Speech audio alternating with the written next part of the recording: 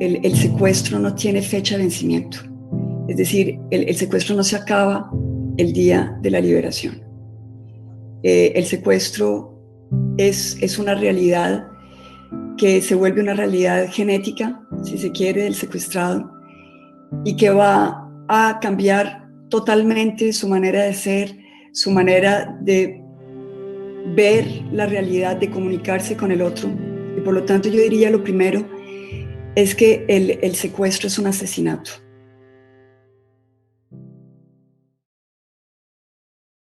Este país vivió y ha vivido uno de los peores cuadros con el secuestro de personas. Hemos tenido secuestro extorsivo, hemos tenido secuestros políticos, hemos tenido toma de rehenes, hemos tenido secuestros masivos, y el secuestro es posiblemente una de las grandes heridas que deja el conflicto armado en el país. Y es muy profunda porque afecta directamente algunos de los valores principales que tenemos los seres humanos: la libertad, por ejemplo, la dignidad, la identidad, la intimidad. El secuestro cosifica a las personas, les pone precio, y esos son procesos que dejan muchas heridas. Del secuestro hemos hablado en Colombia, no es primera vez que se habla. El secuestro lo hemos conocido incluso a través de los medios, pero esta vez la comisión quiere hablar de secuestro con quienes lo han estudiado, con quienes lo han vivido, con quienes lo han practicado, de distintas maneras, tener una conversación para saber qué son las verdades que necesitamos saber del secuestro. No me cabe duda, a mí como Comisión de la Verdad, que el secuestro es quizás uno de los factores que más ha contribuido a fracturarnos como sociedad. Agradecemos mucho a las personas que nos acompañan, que vienen a poner su experiencia, su conocimiento, su sensibilidad, su empatía, para que esta comisión pueda abordar el secuestro de una manera que le sirva al país, que le sirva al futuro, a las nuevas generaciones, y que le sirva sobre todo a la no repetición, que no se repita el secuestro nunca más.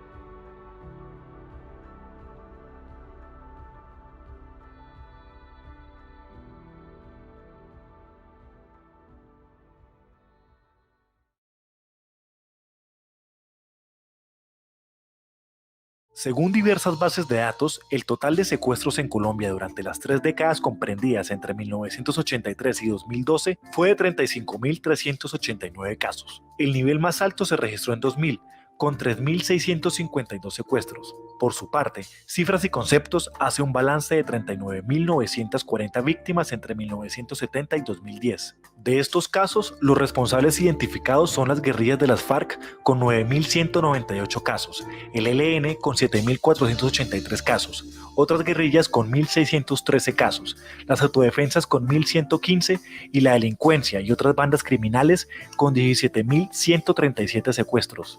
En Colombia se registraron 17.306 secuestros urbanos y 2.059 secuestros en zonas rurales. Sin embargo, hubo 17.770 secuestros en zonas intermedias. Entre 1970 y 2010, el 55,74% de las víctimas pertenecían a los sectores comercio, servicios, transporte y agropecuario. La mitad de las víctimas pertenecientes a la administración pública y la defensa eran miembros de la fuerza pública. Grupos guerrilleros utilizaron el secuestro masivo como parte de su accionar militar. Entre 1997 y 2008 se produjeron 3.915 víctimas de secuestros masivos, de los cuales el 45,7% fueron perpetrados por el ELN y el 44,6% de las FARC. Estos números representan daños a miles de familias cuyos sueños, proyectos y vidas cambiaron para siempre. Aún estamos lejos de entender la experiencia de estas miles de víctimas y el efecto que todavía tiene el secuestro en la forma de vida de todas las regiones en Colombia. ¿Cuáles son las verdades del secuestro que necesitamos reconocer como país? En primer lugar, los grupos insurgentes que lo practicaron como elemento central de su repertorio de violencias, EPL, M-19, FARC, ELN, Partido Revolucionario de los Trabajadores. Hicieron una justificación y una apología pública del secuestro, sobre todo en los años 80, en donde sin empacho salieron ante el mundo a decir que ese era un método legítimo de guerra, pero no usaban la palabra, sino que le ponían el eufemismo de retención para suavizar lo que estaba ahí, que era una práctica de opresión, de arrebatamiento de la libertad, de inhumanidad, de conversión de seres humanos en mercancía. Los paramilitares se autorrepresentaron como salvadores de la sociedad colombiana y como escudos contra el secuestro, pero hoy tenemos la evidencia de que cometieron 3.700 secuestros y que los negaron como un crimen inconfesado e inconfesable, porque ellos siempre dieron como autojustificación haber nacido por obra del secuestro. Nosotros sabemos hoy que no fue así, fue por cuidar los intereses básicamente del narcotráfico, y ellos tienen la cifra de mayor letalidad en el secuestro, es decir, en términos relativos son los que más mataron a sus víctimas. En primer lugar, es un derecho autónomo reconocido por el derecho nacional e internacional y que tiene dos dimensiones que no podemos olvidar. Una dimensión individual que le pertenece a las víctimas que han sufrido la conducta, pero también una dimensión colectiva, que es el derecho de la sociedad a conocer la verdad. Y estas dos dimensiones han sido desarrolladas normativamente, como que el esclarecimiento requiere el esclarecimiento de los hechos, de los responsables, del modus operandi, de los patrones, de los móviles y además del contexto. Y todo esto hace parte de ese derecho a la verdad. El secuestro ha estado penalizado desde hace muchísimos años, pero el problema con el secuestro es que la impunidad era, y sobre todo hubo un periodo crítico en que la impunidad fue total para el secuestro, y ahí fue cuando se disparó y todos los grupos guerrilleros empezaron a secuestrar. Lo complicadísimo del secuestro en distinguir quiénes eran los verdaderos victimarios, porque algunos de los supuestos victimarios eran los guerrilleros rasos, los que ponían a vigilar a los secuestrados. Esos eran simultáneamente víctimas de reclutamiento forzado. Entonces, hay una distinción, hay una cosa muy elemental que toca pensar, que uno no puede decir de un joven de la guerrilla que a los 20 años decir ese joven secuestra. Eso, ahí hay una imprecisión. Lo que hay que decir es, ese joven entró a la guerrilla y en la guerrilla le dieron la orden de secuestrar.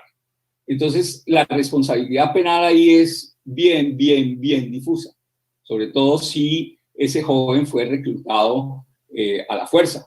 Desde luego es que el secuestro, como ya lo hemos dicho, causa daños irreparables. O sea, hay vidas destrozadas, familias que quedaron totalmente destruidas. Hay personas que nunca, lo escuché en testimonios, nunca volvieron a recuperar la posibilidad de un sueño tranquilo, que tienen miedo de volver a salir, tienen miedo de hablar. Es decir, aquí hay traumas, hay daños, hay heridas que son irreparables. Yo sí creo que la verdad es muy importante. La verdad no lo es todo, ni reemplaza la justicia, pero las víctimas demandan verdad, las víctimas quieren verdad, las víctimas necesitan verdad, y no solamente verdad judicial, esa que aclara circunstancias de modo, tiempo, lugar, quieren la verdad del perpetrador, incluso algunas reclaman tenerlo frente a frente, que me vea a los ojos, que me vea ahora por fuera.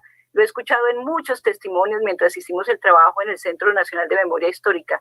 Quiero verdad, quiero saber por qué sentía, incluso apelan a esa condición, no circunstancias de modo, tiempo, lugar, sino qué sintió, por qué lo hizo, quién le ordenó, si pudo dormir tranquilo después o no pudo hacerlo.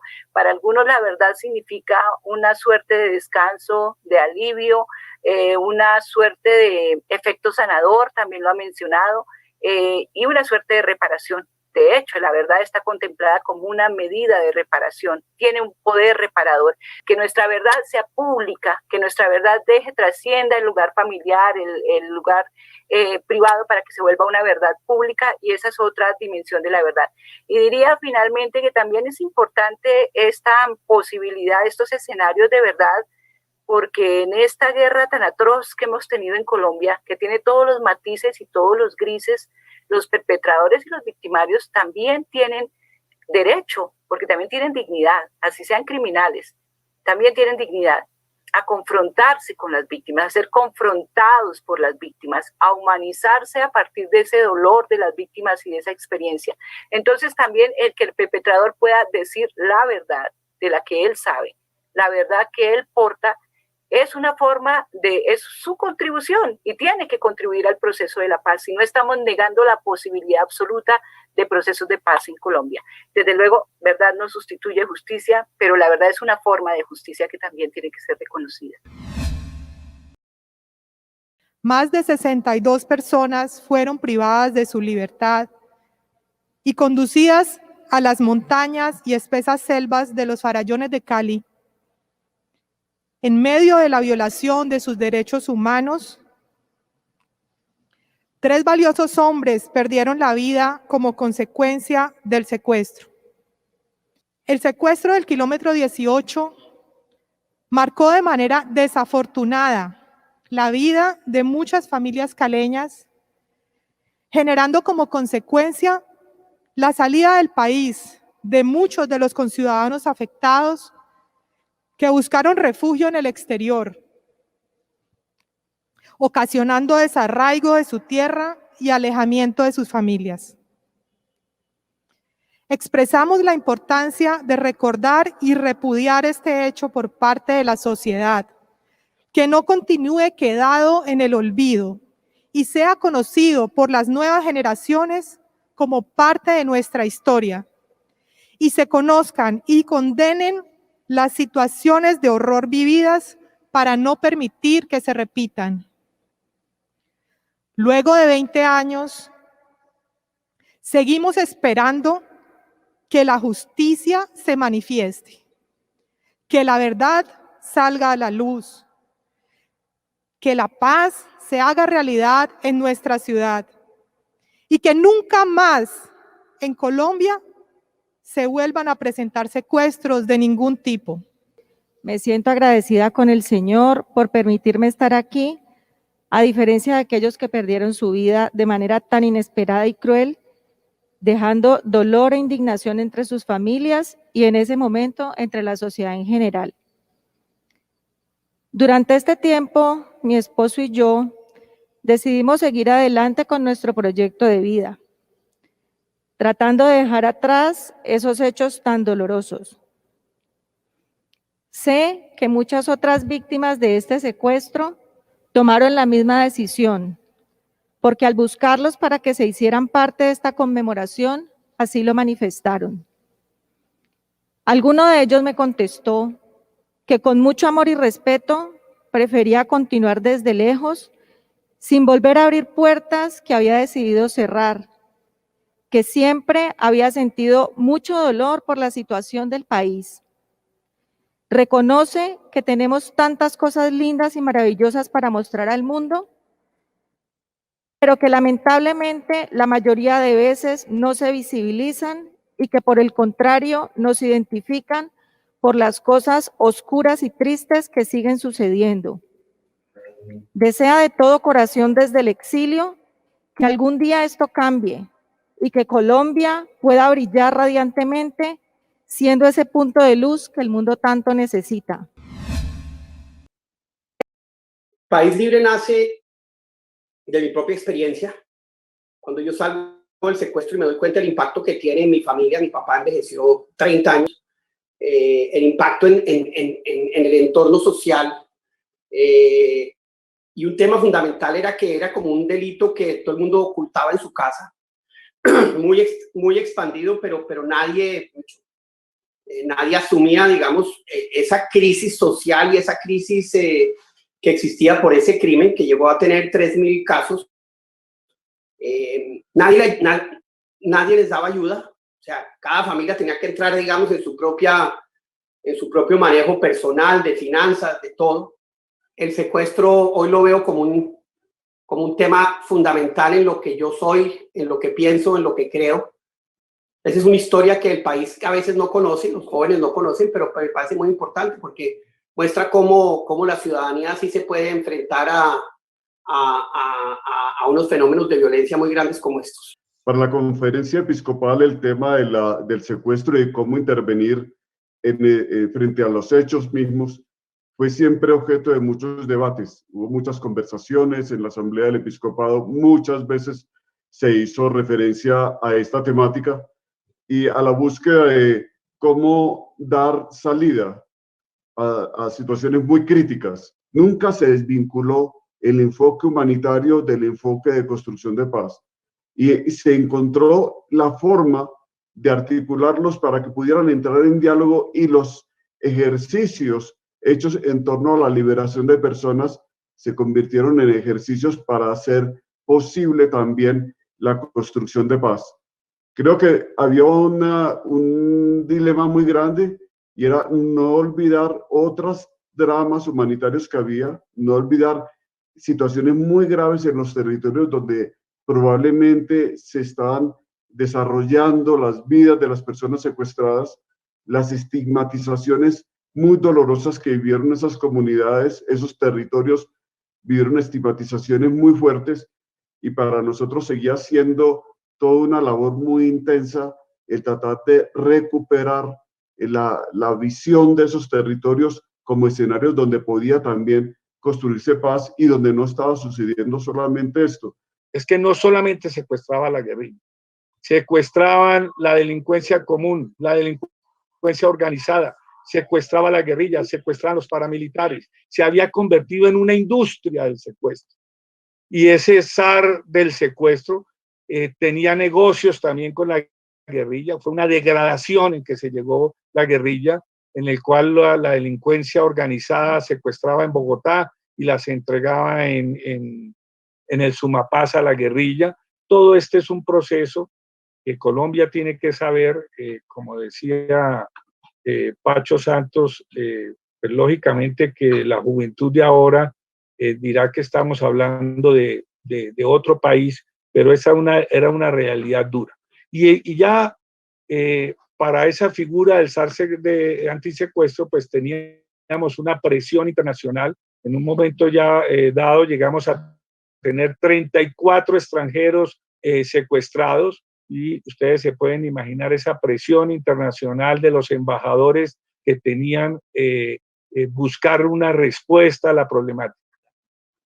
Para nosotros, tal vez, el primer contacto que tenemos con un actor del conflicto armado es plantearle que ese civil no debería estar ahí retenido, que ese civil, bajo ninguna condición de mediación, de intermediación o inclusive de exigencia económica, debería estar por el techo. Nadie sabe lo que hay detrás de una liberación, el trabajo silencioso, pero que hay además lleno de una serie de bemoles que hay que ir construyendo basados en la confianza, en la discreción, en la confidencialidad. Tantas presiones externas que reciben. Es más fácil para un organismo internacional soportarlas por la experiencia, porque muchas veces de esas no las hacemos colombianos, sino que las hacen extranjeros. El Comité Internacional de la Cruz Roja no solo ha participado del hecho de que civiles hayan vuelto a su casa, sino que por una acción unilateral de los actores armados ha permitido que partes en el conflicto regresen a sus casas con vida. Y también hemos facilitado toda la acción, continuamos haciéndolo. Considero que es muy importante en este momento no perder de vista que hay una labor que la sociedad colombiana tiene que seguir haciendo, es la prevención.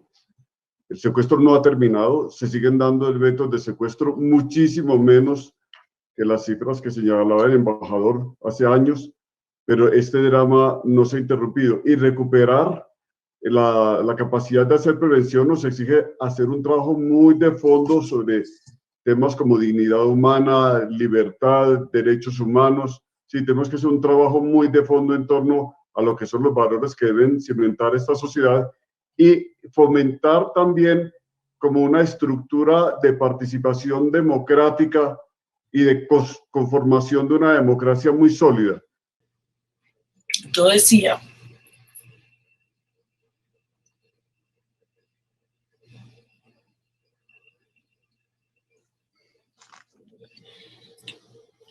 que mucha gente no sabe de las consecuencias, de los traumas, de los dolores, muchas veces de la incapacidad que la familia de uno entienda qué es la política. Y si a mí me formaron como ser humano, no puede pretender que mi reacción sea distinta. Entonces, eso, yo trato de extrapolarlo a la gente y tengo que decir que sería incapaz, a pesar de que todos los que me secuestraron, el que me iba a fusilar, el alemán, don Berna, me pidieron perdón, contaron quiénes habían sido los que le han mandado la carta para que, rechazando que me hubieran entregado vida y no muerta. Yo creo que uno crece mucho como ser humano y eso es lo que necesita el país. Ser capaz de entender todo lo que hemos perdido. Donde hay una expropiación de la identidad, donde hay una violación del soy quien soy, donde hay un descuartizamiento de la dignidad, una usurpación del nombre, de la voz, es decir, una anulación del ser humano. Todo eso es una tortura. Entra uno en una especie como de exilio de lo más íntimo, donde está uno alejado, a la deriva, en una soledad donde uno no puede tocar fondo. Y en esa soledad de deshumanización, la persona se pierde, se olvida de quién es, se olvida de quién fue. Yo creo que está el marco social, y dentro del marco social está un hecho que se dio en la selva, que desgraciadamente también se da de otra forma en Colombia como país, que es la ausencia de un marco legal. Cuando uno está en un grupo de seres humanos en el cual no hay alguien que pueda atestiguar, no hay un orden que permita medir las conductas, donde está uno aislado del mundo, sin derechos, en una relación de poder sobre la vida del otro que es absoluta, porque uno está desarmado, ellos están armados las 24 horas, en cualquier momento ellos pueden dispararle a uno. Ese desequilibrio dentro de un espacio totalmente herméticamente cerrado da para cualquier abuso. Ahora, ¿cuáles son los espacios herméticamente cerrados en Colombia? Pues la pobreza. La pobreza es un espacio herméticamente cerrado. La gente que no tiene recursos en Colombia es como si vivieran en la selva, con personas que están con fusiles las 24 horas para matarlos porque nadie los va a oír. Esos son los NNs que mueren en Colombia. Es decir, ahí hay el tema de la ausencia de protección legal accesible a todo colombiano, es lo que permite que se den los abusos que se dan en el país demasiado frecuentemente hoy en día. Ahora, yo creo que cada uno de nosotros hace su recorrido. Cada uno de nosotros, esa es la libertad del ser humano. Es definir uno dentro del yo en el cual hay tantas vibraciones, tantas posibilidades de hacer el bien y de hacer el mal, que todos tenemos a través de nuestra libertad. Y por eso hablamos de la dignidad humana, esa capacidad de escoger, de decidir quién queremos ser. Todos tenemos esa capacidad y esa posibilidad.